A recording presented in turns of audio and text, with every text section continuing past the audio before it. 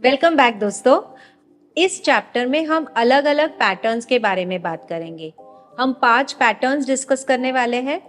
पहले दो जो पैटर्न्स है जिनका नाम है 1 बैक एंड 2 बैक पैटर्न्स, ये पैटर्न्स है जो मोमेंटम में बनते हैं। तीसरा पैटर्न जो है इसका नाम है जिगजैग पैटर्न, ये एक रिवर्सल पैटर्न है। चौथा पैटर्न है, इसका नाम है एंकर ब्रिक पैटर्न, ये भी एक मोमेंटम दर्शाता है। और पांचवा आखिरी पैटर्न है, ये ट्रैप पैटर्न है, तो ये भी एक रिवर्सल पैटर्न है। तो मोमेंटम के साथ रिवर्सल सारे पैटर्न्स की हम बात करेंगे जो इंपॉर्टेंट है, आपको ट्रेडिंग में काफी सारी हेल्प हो सकती है। आइए सीखते हैं पहले 1 बैक पैटर्न।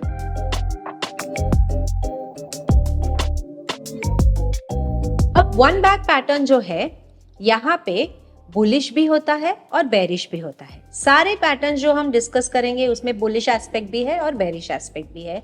इनको कैसे आइडेंटिफाई करें रेनको चार्ट में, ये हम ये पर्टिकुलर चैप्टर में सीखेंगे।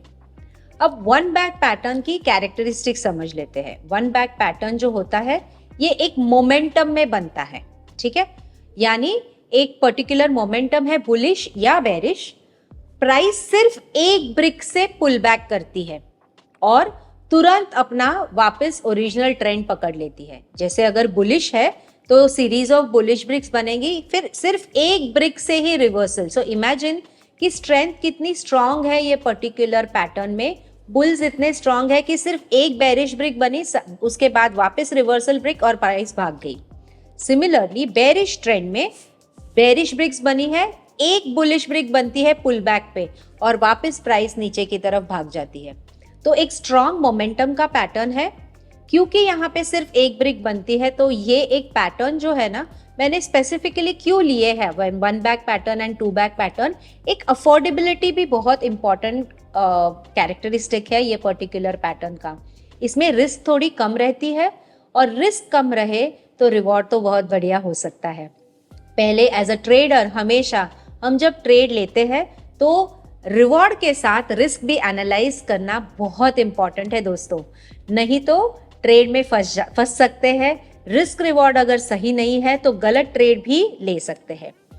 1 बैक बुलिश पैटर्न में जिसके बारे में हम अब पढ़ते हैं और हम देखते हैं कि ये पैटर्न कैसे दिखता है। आइए पढ़ते हैं 1 बैक बुलिश ब्रिक के बारे में। तो ये जो पैटर्न है, जैसे हमने कहा, इसकी कैरेक्टरिस्टिक पहले समझ लेते हैं कि 3 इंपॉर्टेंट कैरेक्टरिस्टिक है।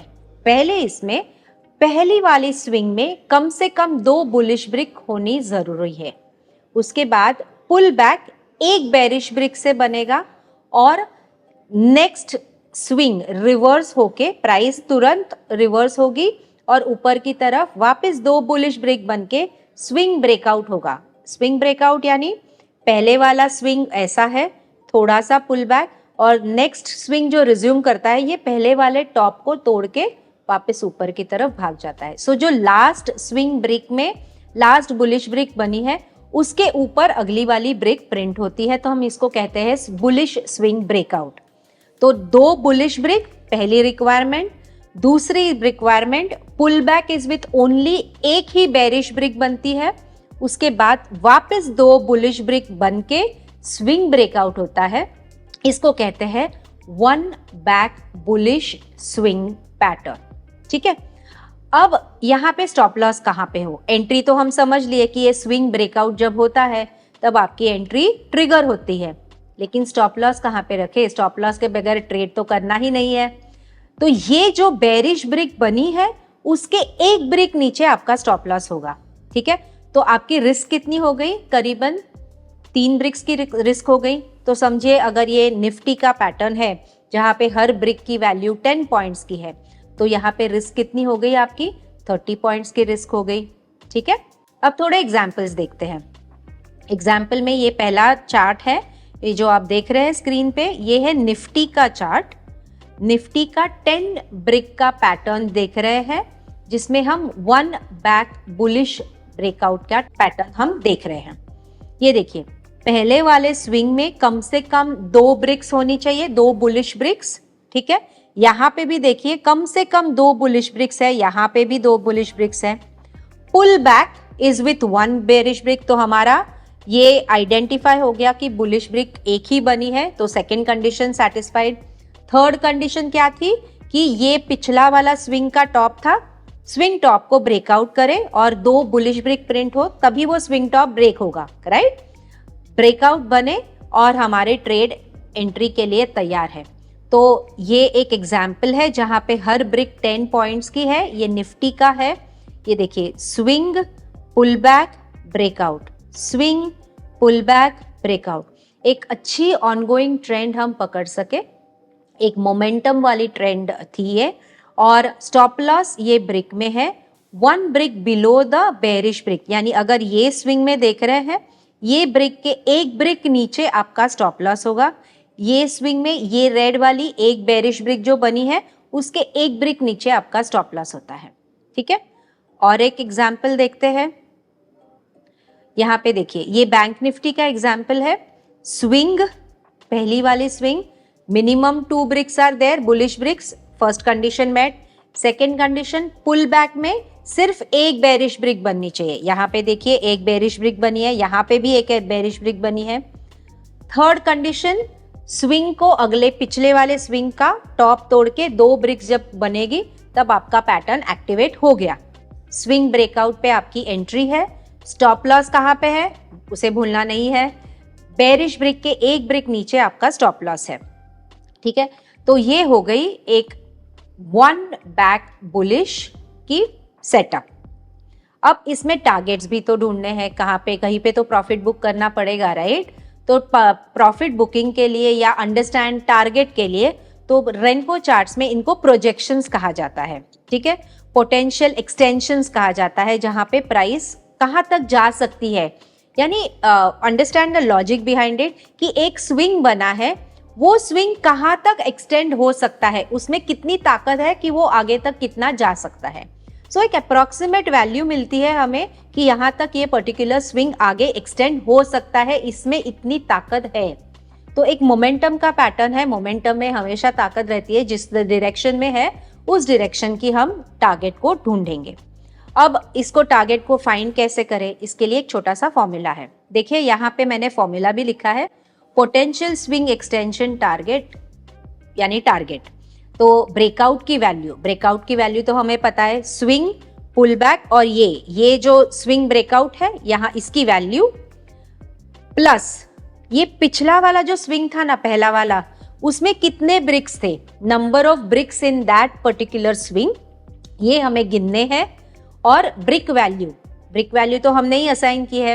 ये एग्जाम्पल में देखिए, ब्रिक वैल्यू 20 है, तो 20 का ब्रिक वैल्यू है, इसको फॉर्मूला में सब्सटीट्यूट करेंगे और हमारा आंसर मिल जाता है कैलकुलेशन से कि ये ब्रेकआउट था 22,160 पे, ठीक है, और टारगेट था 22,460। सो ऑलमोस्ट ये टारगेट, ये पर्टिकुलर स्विंग का, यानी इतना स्ट्रेंथ था ये पर्टिकुलर स्विंग में कि इतना प्रोपेल हो सके, इतना आगे जा सके, इतना एक्सटेंड हो सके।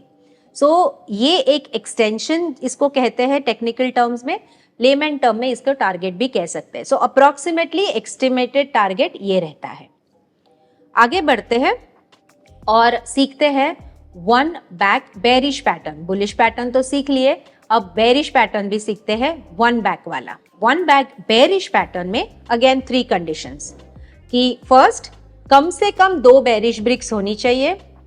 पुल back, second condition, pull back जो होगा वो सिर्फ एक बुलिश ब्रिक से होगा, ठीक है। बेयर्स को कोई लेना देना नहीं है, उनको प्राइस को ऊपर लेके ही नहीं जाना है, उनको प्राइस को तोड़ना ही है। सो सिर्फ एक ब्रिक से प्राइस पुल बैक देती है। इमीडिएटली नेक्स्ट स्विंग रिवर्स होके बेरिश स्विंग में 2 बेरिश ब्रिक बन के प्रीवियस स्विंग का लो टूट जाता है और प्राइस नीचे की तरफ टूटने लगती है। इमेजिन करिए, 2 बेरिश ब्रिक्स बनी है, 2 या उससे भी ज्यादा, राइट। सो 2 बेरिश ब्रिक्स बनी है, कम से कम 2 तो बननी चाहिए। एक ब्रिक से पुल बैक, और ये जो सपोर्ट बना है ब्रिक्स का, एक ब्रिक से पुल बैक, और नेक्स्ट स्विंग में ये सपोर्ट को तोड़ देता है, ठीक है। ये हो गया बेरिश स्विंग ब्रेकडाउन। एंट्री कहाँ पे लेनी है, देखिए यहाँ पे मैंने एक एग्जाम्पल किया है, ये 2 बेरिश ब्रिक्स, पुल बैक एक सिर्फ बुलिश ब्रिक से, राइट। मोमेंटम इतना स्ट्रांग है बेरिश की तरफ कि प्राइस थोड़ा सा ही पुल बैक देके कंटिन्यूज इट्स ट्रेंड नीचे की तरफ या बेरिश ट्रेंड कंटिन्यू होता है। 2 ब्रिक्स बनती है बेरिश की और स्विंग ब्रेकडाउन होके प्राइस नीचे टूटने लगती है। अब थोड़े चार्ट्स पे इसके एग्जाम्पल देखते हैं। देखिए ये है निफ्टी का चार्ट, हमने 10 ब्रिक का चार्ट लिया हुआ है। एक स्विंग है, कम से कम 2 बेरिश ब्रिक्स है ना, यहाँ पे 2 से भी ज्यादा है। पुल बैक कहाँ पे होना है, सिर्फ एक बुलिश ब्रिक बनेगी और एक ब्रिक बनने के बाद आगे की सारी ब्रिक्स बेरिश रहेगी, जिसने स्विंग लो तोड़ा और नीचे की तरफ जर्नी अपनी रिज्यूम की। और एक एग्जाम्पल देखते हैं, ये है बैंक निफ्टी का एग्जाम्पल, ये है ब्रिक साइज 35। तो एक स्विंग है जहां पे 2 ब्रिक कम से कम बेरिश, पहला कंडीशन मेट। सेकेंड कंडीशन क्या था हमारा, पुल बैक में सिर्फ एक बुलिश ब्रिक बननी चाहिए, तो पुल बैक में एक बेरिश बुलिश ब्रिक बनी। उसके बाद वापस 2 बेरिश ब्रिक बनी, स्विंग लो टूटा और प्राइस नीचे की तरफ टूटने लगी। So ideal setup. और ये सेटअप जो है, यहाँ पे हमारा स्टॉप लॉस होगा, ये जो बुलिश ब्रिक है ना उसके एक ब्रिक ऊपर अपना स्टॉप लॉस होगा, यानी स्विंग ब्रेकडाउन पे हमारी एंट्री और जो बुलिश ब्रिक बनी है उसके एक ब्रिक ऊपर हमारा स्टॉप लॉस। तो एक डिफाइंड, दोस्तों देखिए यहाँ पे ना रेनको चार्ट्स में एक क्लियर ऑब्जेक्टिविटी है, मुझे कहाँ पे एंट्री लेनी है, मुझे कहाँ पे मेरा स्टॉप लॉस सेट करना है, मेरे टारगेट्स ये पर्टिकुलर सिस्टम से क्या हो सकते हैं, ये सारा ऑब्जेक्टिव है। यहाँ पे कोई एम्बिग्विटी है ही नहीं, मैं ये करूँ या वो करूँ, अब ये 1 बैक बना है तो मुझे कौन से क्या सेटअप क्या ट्रेड करना चाहिए, नथिंग लाइक दैट। इतना क्लियर और इतना ऑब्जेक्टिव है ये सिस्टम कि आप भी इसके बहुत बड़े फैन हो जाएंगे, जैसे मैं फैन हूँ। आगे देखते हैं अब इसका टारगेट कैसे ढूंढे। ये देखिए टारगेट के लिए यहाँ पे ब्रेकडाउन की वैल्यू, यानी जो स्विंग ब्रेकडाउन, जो ये नीचे का ब्रेकडाउन हुआ 1 ब्रिक के बाद, ये इसकी वैल्यू आप लेंगे। उससे आप नंबर ऑफ ब्रिक्स, ये पहले वाले स्विंग में कितने सारे ब्रिक्स है उनको काउंट करेंगे, multiplied by the brick size. Brick size तो हमने ही डिसाइड की है। देखिए मैंने यहाँ पे सब्सटीट्यूट किया है 47565 पे बैंक निफ्टी का ब्रेक डाउन का लेवल था, यहाँ पे देखिए ये लेवल, ठीक है, माइनस 5 ब्रिक्स थी। ये पहले वाले स्विंग में कितनी ब्रिक्स है, तो 5 ब्रिक्स है, multiplied by the brick size.